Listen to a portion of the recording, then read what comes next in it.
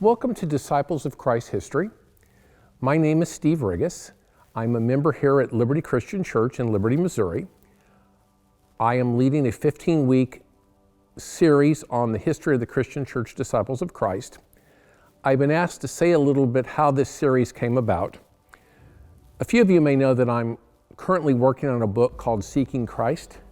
It's about the difference between liberal Christians and conservative Christians. In the end, it will suggest at least to find a way to bridge their differences. In working on that book, I recently completed a pretty long chapter on the history of Christianity. The second factor is that Dave Culver, the pastor of this congregation, asked me last summer to teach a series on the history of the disciples of Christ, as there were a fair number of members of this congregation who really weren't aware of that. The third factor came in, and this got the region involved. I'm currently mentoring a candidate for commissioning in the region. And as part of the process, he has to take a class in the history and polity of the disciples of Christ. Unfortunately, there's no really good local option for that. And in speaking with the region, they said if he watches this series, it would fulfill that criteria for him, but they would also like to put it on the regional website for anyone else who wanted to study the history and polity of the disciples of Christ. I am honored to have you as my guest for this, and thank you for being here.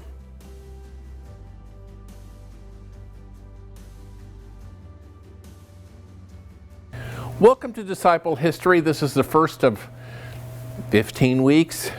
Part of it depends on how many questions you ask. And some of the sessions I will be lecturing, and some of the sessions will be interactive, that I'll have things for you to do, and I simply don't know how long those are going to last. But I'm assuming this is 15 weeks.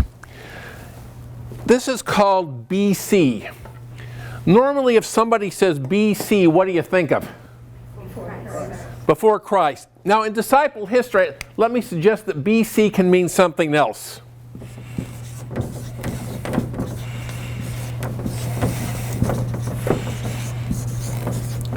Before Campbell.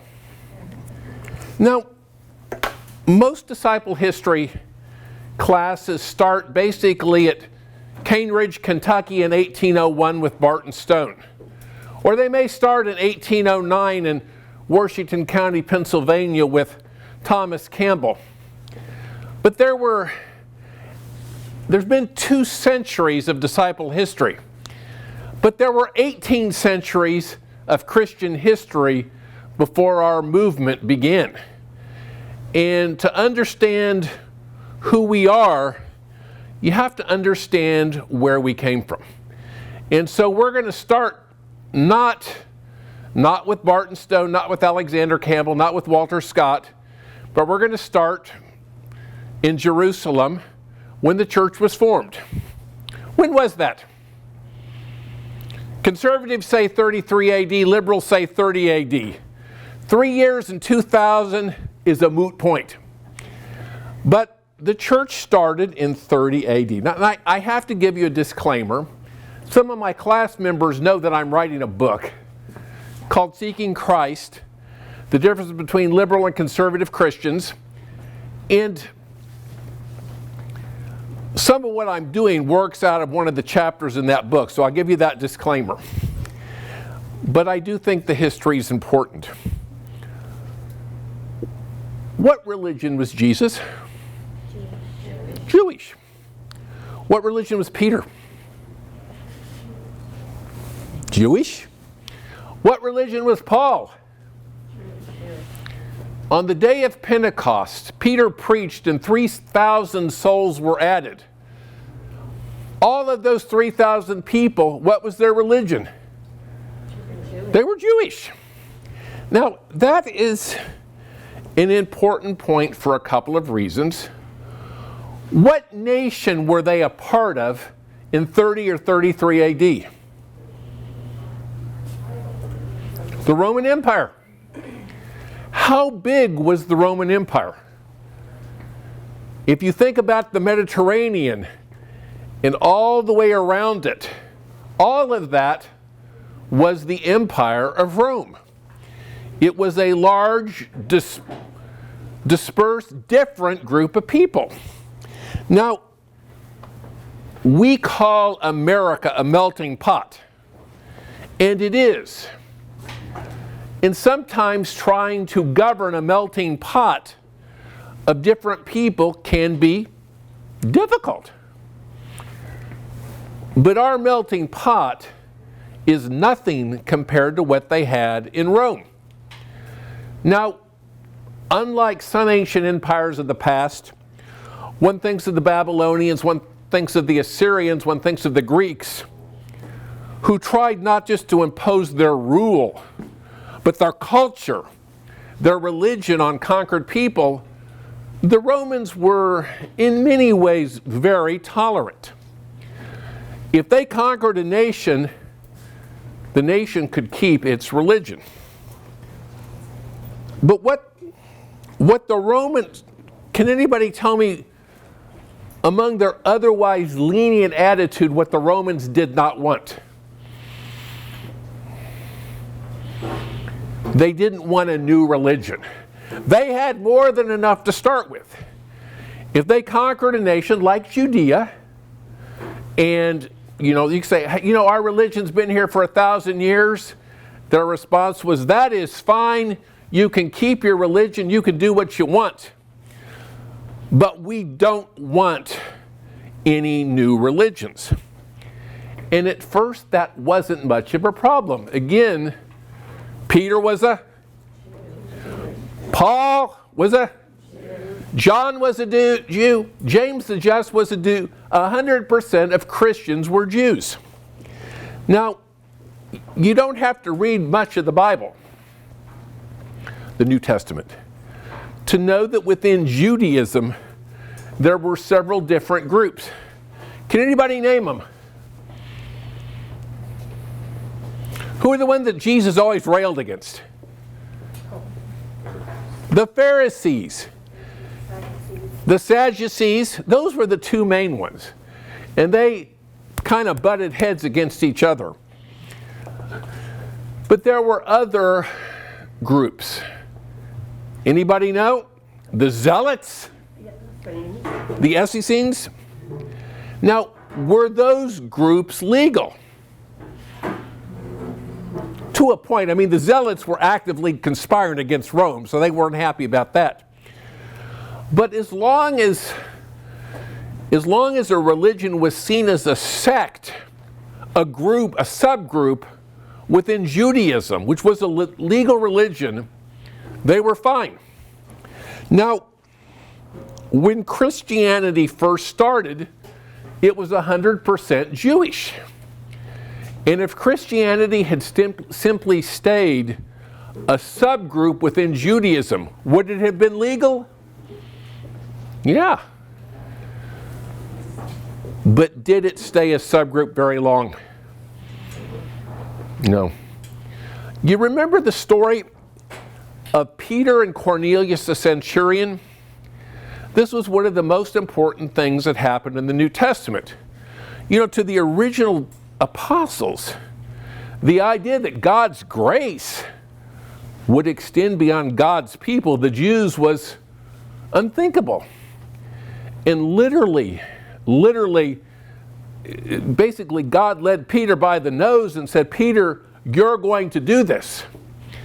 And he went to Cornelius, he preached, and when the Spirit fell upon him, he suddenly realized this Jesus thing is a whole lot bigger than we think. And so they began to preach among the Gentiles. Now, at first, of course, it was, maybe 95% Jewish, 5% Gentile. But what happened with time? What happened as Paul went through the Roman Empire? How did the balance shift? Became more Gentile. Let me read a passage. This is one of the most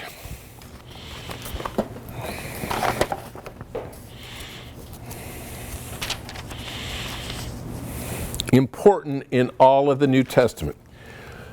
roughly 50 AD, maybe 49 AD, there took place what was called the Jerusalem Conference. And this is when the bigwigs all got together. Paul had been preaching among the Gentiles. And there were Jewish Christians that said, you got to become a Jew if you want to become a Christian. And that would have negated Paul's message.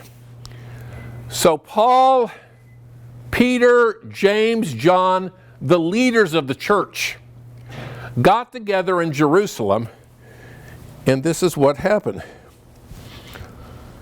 Then some of the believers who belonged to the party of the Pharisees stood up and said, the Gentiles must be circumcised and required to obey the law of Moses. The apostles and elders met to consider the question. After much discussion, Peter got up and addressed them. Brothers, you know that some time ago God made a choice among you that the Gentiles might hear from my lips the message of the gospel and believe. God, who knows the heart, showed that they accepted them by the Holy Spirit to them, just as he did to us. I skipped down a ways. And the whole assembly became silent as they listened to Barnabas and Paul tell about the miraculous signs and wonders God had done through the Gentiles. This is James. It is my judgment, therefore, that we should not make it difficult for the Gentiles who are turning to God. The decision of the Jerusalem Council, although like lots of political decisions over time, there were some who rebelled against it. But the leaders basically said in 50 AD, Christianity is for everybody, Jew and Gentile alike. And it was after that that Paul began the second and then third missionary journeys, where he went into the European world and began to convert people. And it was at that point the church started becoming predominantly Gentile. And the idea that this was a sect within Judaism was no longer the case. It was a new religion. And what did that make it? Illegal. And at that point, Christianity became illegal. And that's when some of the problems started.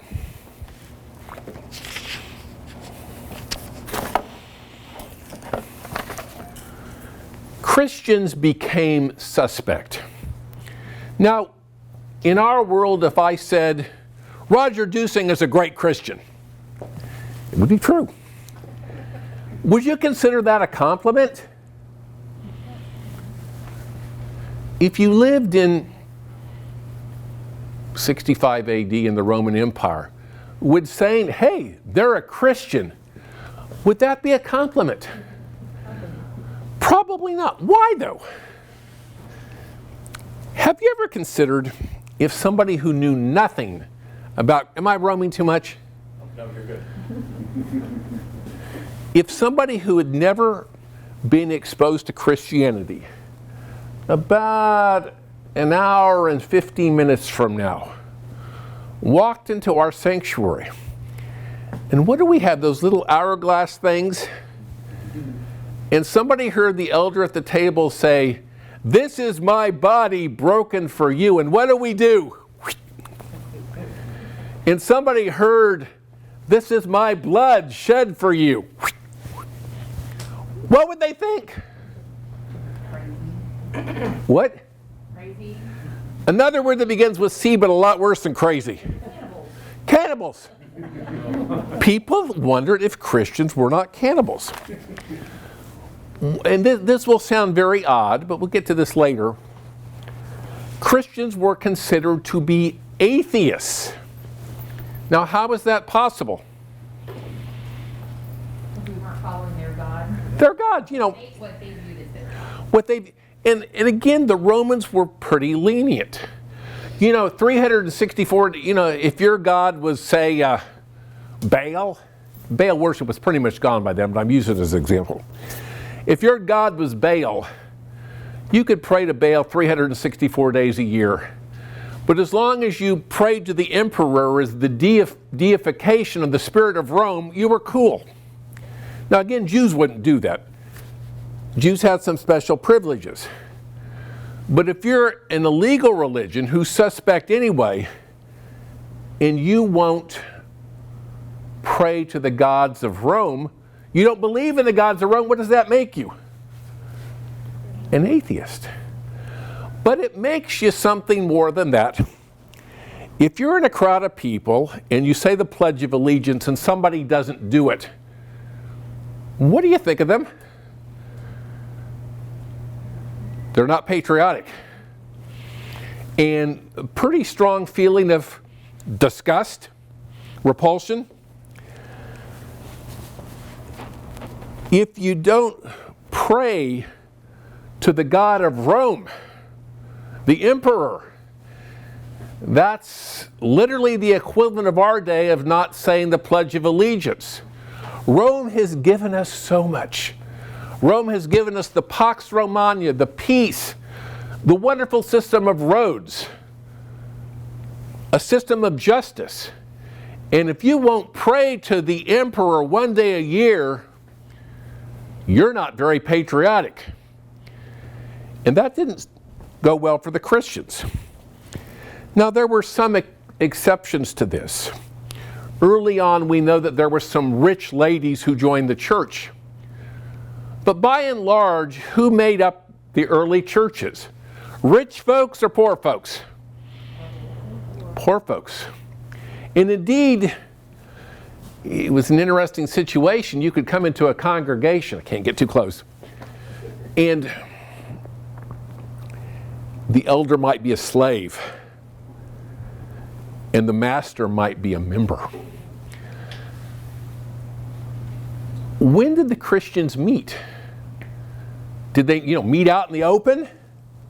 Probably. The great liturgical symbol, the fish, ichthos, where did that come from? They didn't want people to know that they were Christians. You made that symbol, and if you weren't a part of the flock, hey, you didn't know what it was. It's just somebody making a weird thing in the sand. But if you were a Christian, you understood it. So you had these people who are atheists. They're not patriotic. They're illegal. They may be cannibals. They have poor people, slaves running the show, and they meet in secret. Is it any wonder that they're suspect? Now, Christians rapidly became scapegoats. The first big case of scapegoating was, this has modern correlations. You remember in 1933 when Hitler wanted to take power, he burned the Reichstag, and who did he blame it on? The communists. Folks, if you don't put me in power, the commies will take over, even though he was the one that burned the building. What do ancient leaders want to do? Glorify themselves. And what better way to glorify yourself than build a brand new, beautiful capital? What was the problem with building a new capital of Rome? There was already one there. So Nero burned it so he could rebuild it.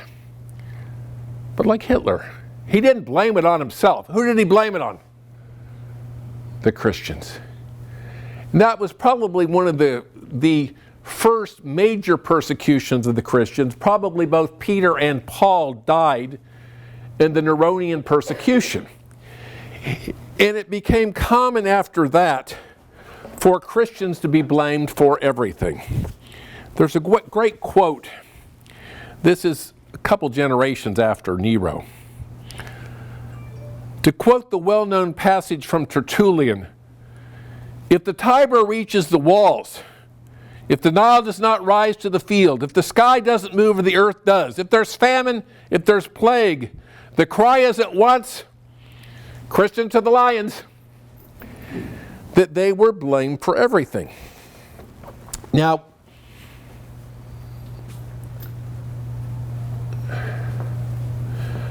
it wasn't though, and this is the interesting and cruel thing about it. Most of the time in the Roman Empire, as we leave the first century AD, we move into the second century, the hundreds, into the 200s. Most of the time, Christians were not harassed. They may have been looked down on, but typically they weren't harassed. But it's like a lot of things in law. People sometimes do things that aren't legal and get away with it. But if the government wants to make an example out of you, what happens? You pay. And that's how it was for Christians. There's a very fascinating story. Oh, where's it in here? There was a bishop named Polycarp who lived in Smyrna. This is about the middle of the first century, roughly 150, 160. This shows how persecution was sporadic. But if somebody chose to make a point, it could get bad in a hurry.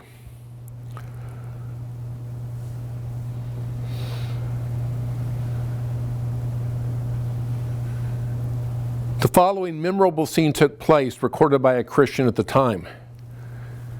When he approached the proconsul, the Roman official, asked if he were Polycarp, and when he admitted it, they tried to persuade him to deny, saying, "Respect your age," and so forth, as they are accustomed to say. "Swear by the genius of Caesar, repent, say away with the atheists." But Polycarp, with a stern countenance, looked on all the crowd in the arena, and waving his hand, he groaned and looked up to heaven and said, "Away with the atheists." This is kind of you could say that and not really deny your Christianity. But when the governor pressed him and said, "Take the oath and I will let you go, revile Christ," Polycarp said, "For 86 years I have been his servant, and he has done me no wrong. And how can I blaspheme my king who saved me?" But when he persisted again and said, "Swear by the genius of Caesar," he said, "If you vainly suppose that I will swear by the genius of Caesar as you say, and pretend that you are ignorant of who I am, listen plainly. I am a Christian. And if you wish to learn the doctrine of Christianity, fix a day and listen." Then the proconsul said, "Persuade the people." And Polycarp said, "You I should have held worthy of discussion, for we have been taught to render honor, as is met, if it does not hurt, to princes and authorities before God. But as for those, I do not count them worthy that a defense should be made to them." And the proconsul said, "I have wild beasts. I will deliver to them unless you change your mind." And Polycarp said, "Call for them." And again he said, "I will cause you to be consumed by fire if you despise the beasts, unless you repent." But Polycarp said, "You threaten me with the fire that burns for a time and is quickly quenched. For you do not know the fire that awaits the wicked in the judgment to come." And Polycarp was burned that day. So that kind of is an example. He had lived as a Christian for 86 years, and no one had hassled him. But when somebody wanted to make a point, make an example, Roman justice could fall very rapidly and very severely.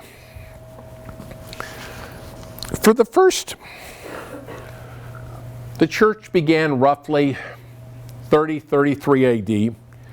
For the first 280 years of existence, you only became a Christian for one reason.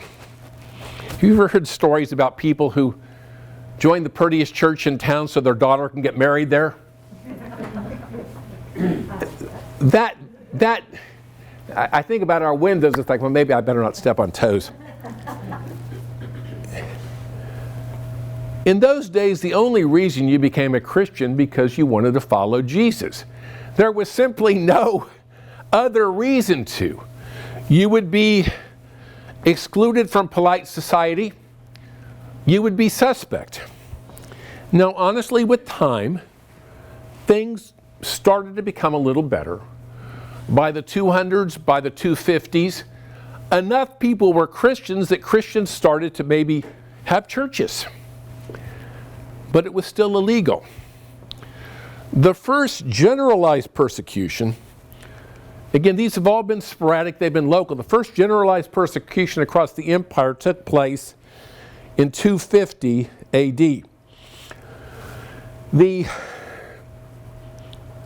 last and biggest great persecution took place about 302 AD and continued on and off for about 12 years.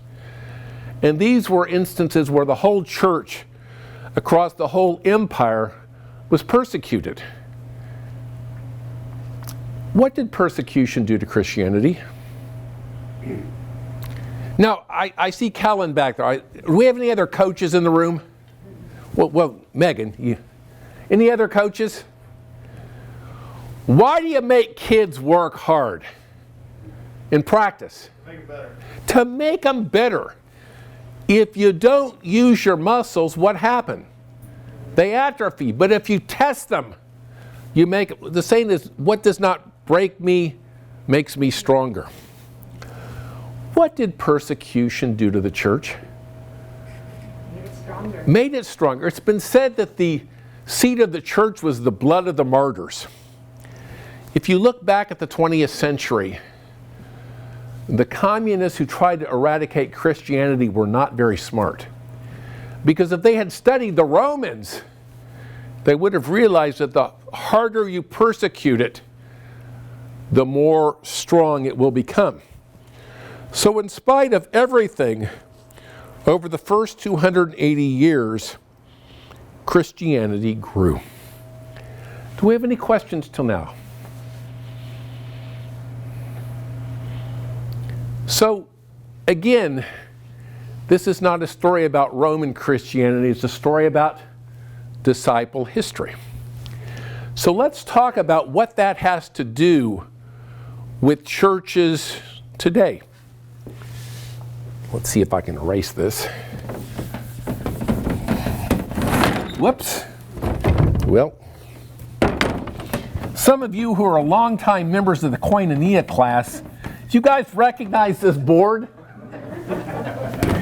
This is the one I wrote on for years and years and years upstairs in the nether part of the church. And I guess Troy had a heck of a time this week getting the ink that had been there 10 years dried off. But anyway, my old friend is back.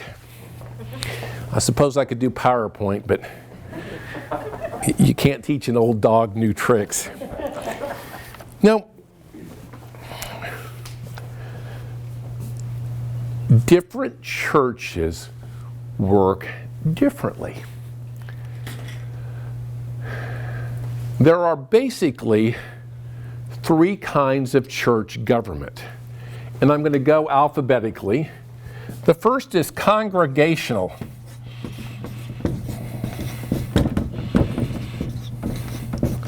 Can you think of any churches with congregational government? This ought to be easy.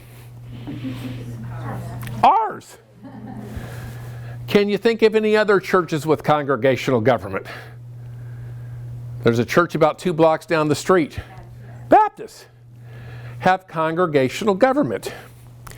And the reason we do that is because when we look in the New Testament, we see a congregational kind of government.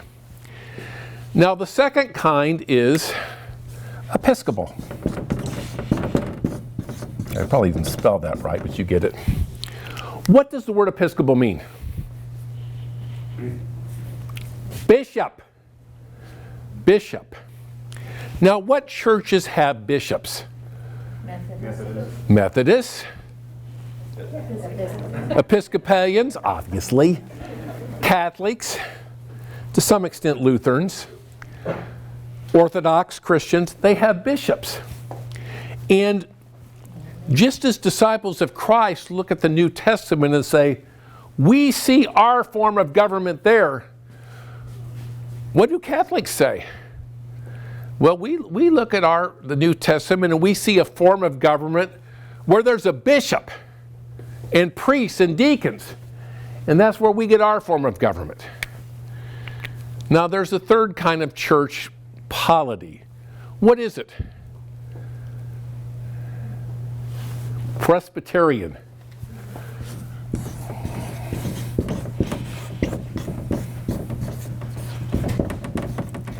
When we were doing one of the ministry architect seminar, we were sitting in here, and somebody, it was one of the older members, made the comment that he had originally been Presbyterian and talking about the rules, and he goes, "Oh, you can tell the Presbyterians were formed by lawyers," which is true. Calvin was a lawyer. Presbyterian comes from the Greek word presbyter, which means old. You know, when you get bad eyes, it's called presbyopia, because you've got old eyes. In a Presbyterian, and obviously the church that follows this is Presbyterians of all shapes and forms, and there's a lot of them. Presbyterian means elders. In a Presbyterian church, there are two kinds of elders. There are ruling elders, which are lay people, and teaching elders, which are ministers. And in their church, they don't have a board, they have anybody knows what it's called? Session. And the pastor, the teaching elder, presides over the session. But there are bigger groups than that. What's the step above the local church? This should be easy. The presbytery. And I believe in a lot of the churches that you get one lay elder and one teaching elder go there, and then they form kind of a super group that looks over the churches. And above that's a synod, and above that's an assembly. But the idea is that there's a group of presbyters, elders, who rule not just the local church. They do rule the local church, but collectively they rule all the churches. So you've got these three kinds of polity there. In case you're wondering, the polity is P-O-L-I-T-Y. Now, again, if you're a good Presbyterian, you can look at the Bible and say, well, you know, there were elders in the church. We get our polity from the Bible. And every group can look back at the scriptures and say, we can find evidence for how we govern our church in the Bible. Now let me take a break and have a little Coca-Cola. I don't know about you, but I have breakfast with the king.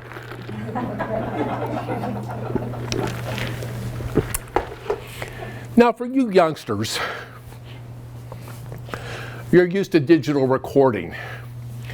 But people of our vintage, remember that about 1975, 1980, the latest, greatest thing in technology was a VCR. You remember VCRs? What were the two types of VCRs? The two systems. Beta and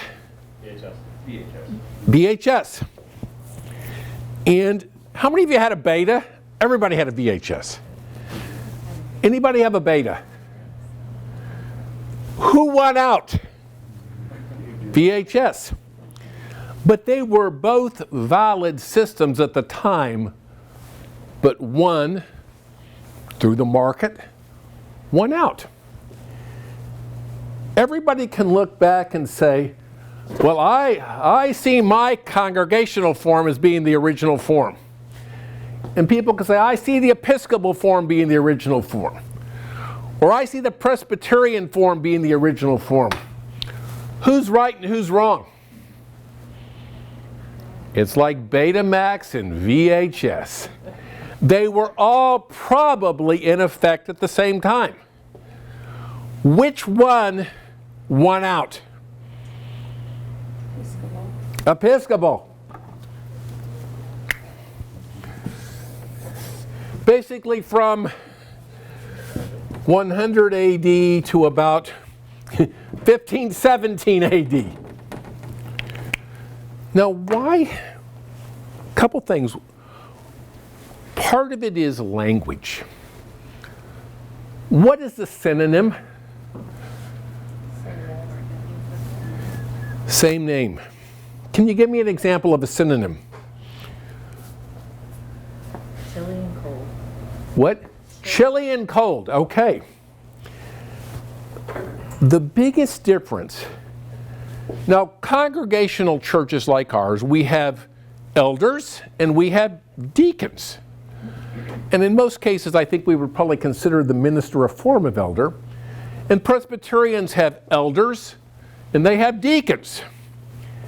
And Episcopal churches have bishops, they have ministers, elders or priests, and they have deacons.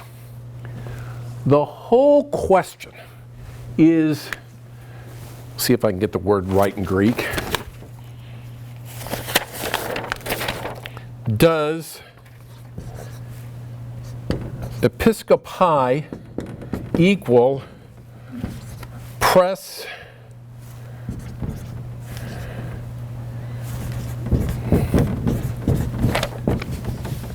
do those words mean the same thing? And if you're Presbyterian, they do. If you're a disciple, they do. If you're Catholic, they don't. And the difficulty is that, again, language is open to interpretation. Now, but the question is, why did this form win out? There's an old saying, if the only tool you have is a hammer, everything looks a lot like a nail.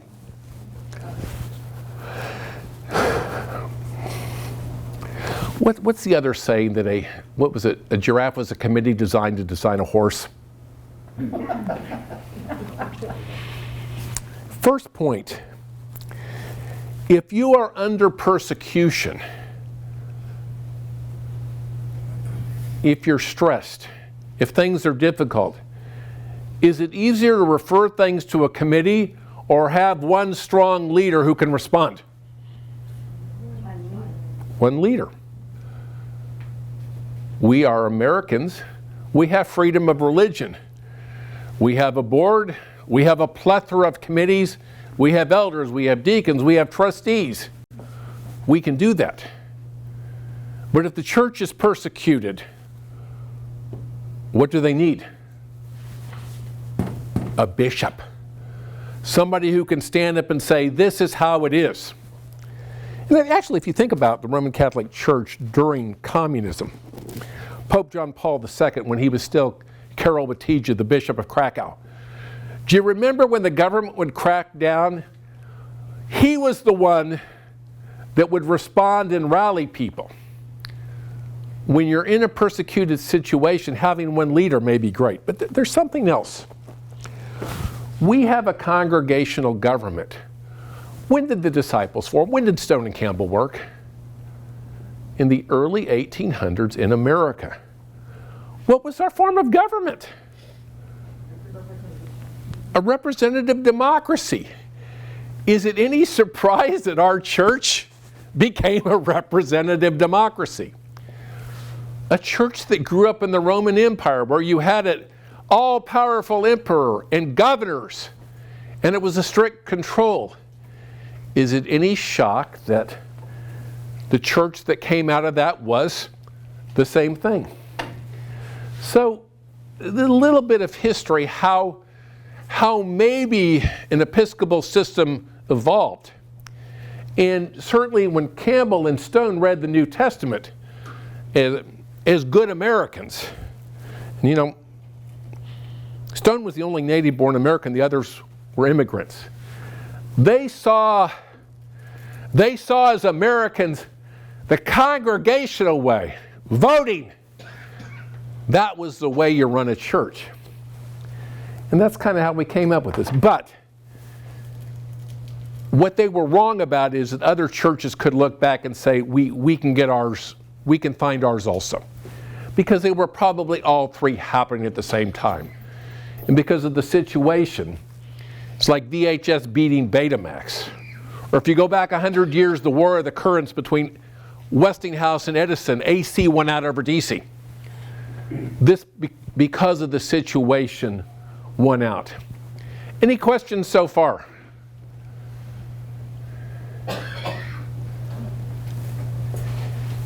Let's talk about one or two other things.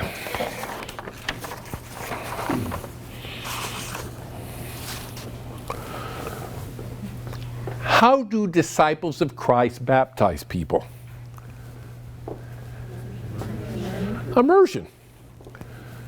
It's interesting that what religion was Barton W. Stone to start with?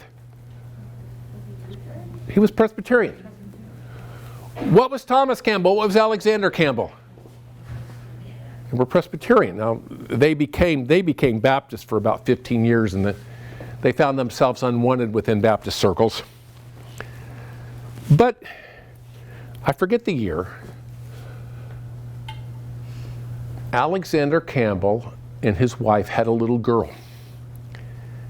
And that caused them, having grown up as Presbyterian, having been baptized as infants, to look back on the scriptures. Because after all, this was a back to the Bible movement. And the more they thought about it, the more they began to question if infant baptism was the correct form of baptism. Now, as they looked, this is a great story. You know, the best learning is when you make a mistake. When I was in seminary, in disciple history, there actually was a question on the test, who baptized Alexander Campbell? And I got it wrong. The answer is a man named Matthias Luce. I've never forgotten that since.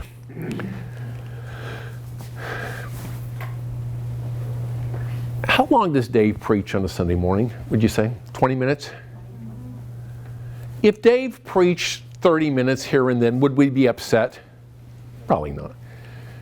If Dave went an hour, particularly if the Chiefs were kicking off at 12:05, would we be upset? If Dave preached 3 hours, would we be upset? If Dave preached 5 hours, would we be upset? When Alexander and Thomas Campbell, after their extensive study of the scriptures, came to the conclusion that they needed to be rebaptized by immersion, before they did it, before they found Matthias Luce, the Baptist minister, to do it, they had to explain to the world why they were taking this step. Any idea how long they preached? 7 hours. 7 hours. Actually, when we get later into this, do you know who the most famous pastor of Liberty Christian Church was? Moses Lard. Moses Lard could probably, he was the Fred Craddock of the 1850s.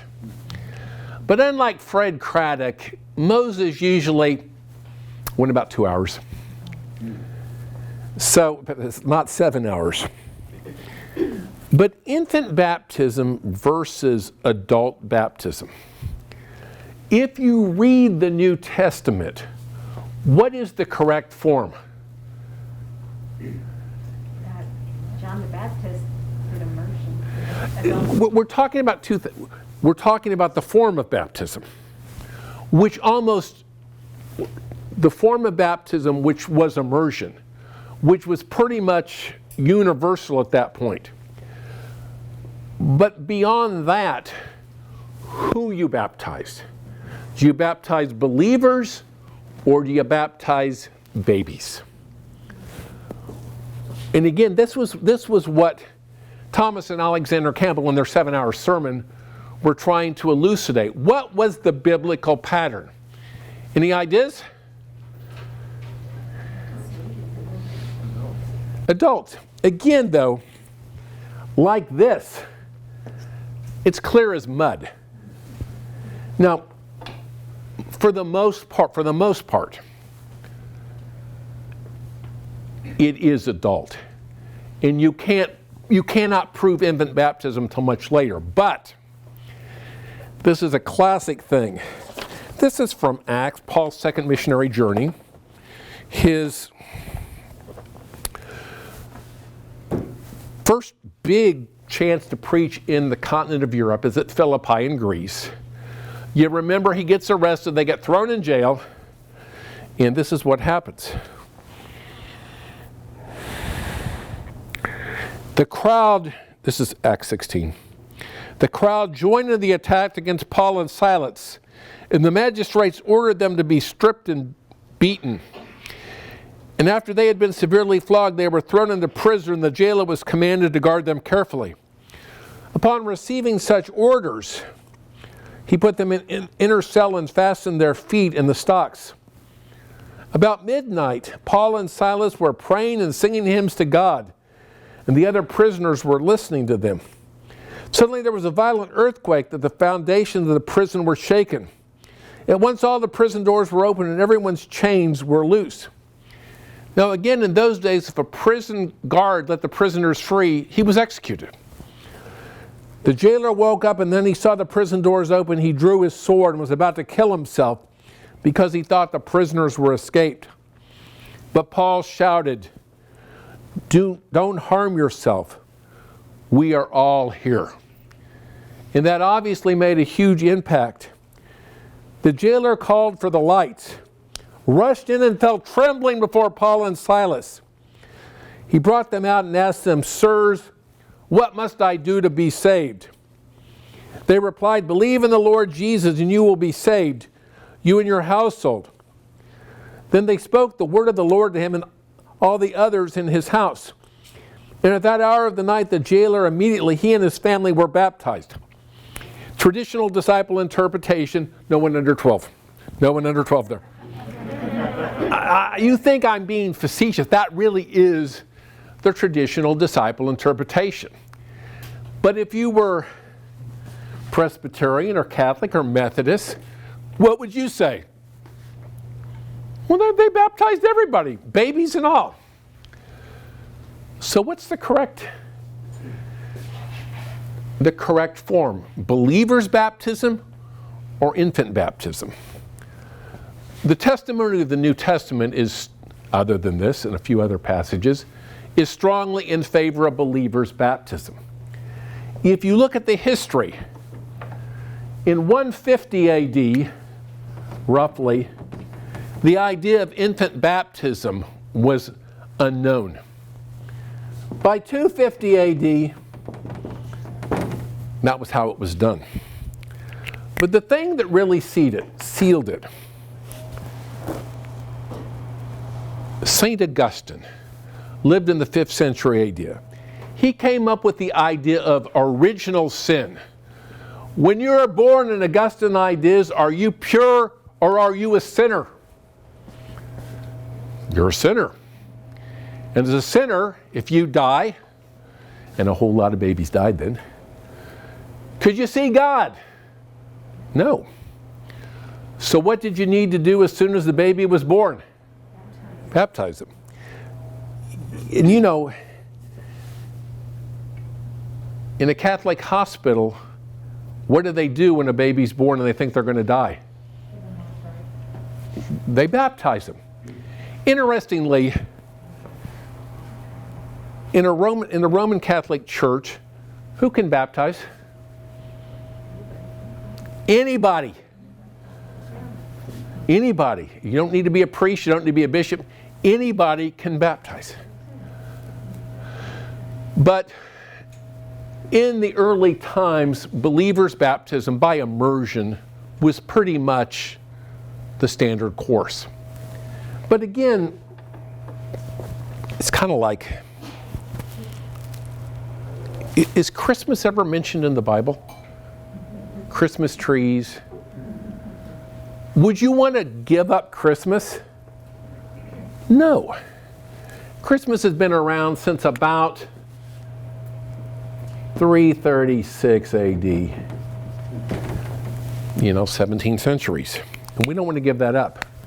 Well, infant baptism has been around since 250.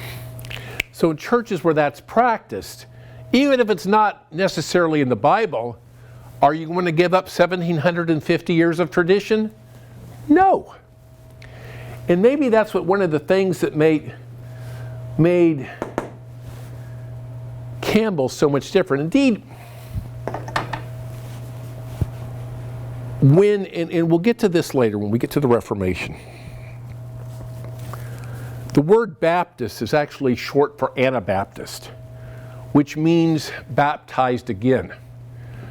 And long before we came along, several hundred years before we came along, the first Anabaptists who read the same passages as Campbell and said, adult baptism is what we need.